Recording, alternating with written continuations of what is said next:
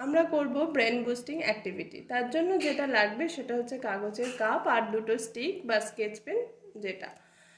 তো এটা যেভাবে করবেন সেটা হচ্ছে পেরেন্টস যেভাবে করে দেখাবেন স্টুডেন্ট সেটাই ফলো করবে। 1 2 3।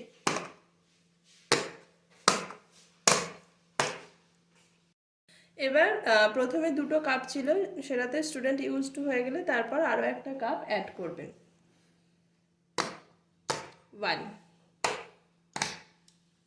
1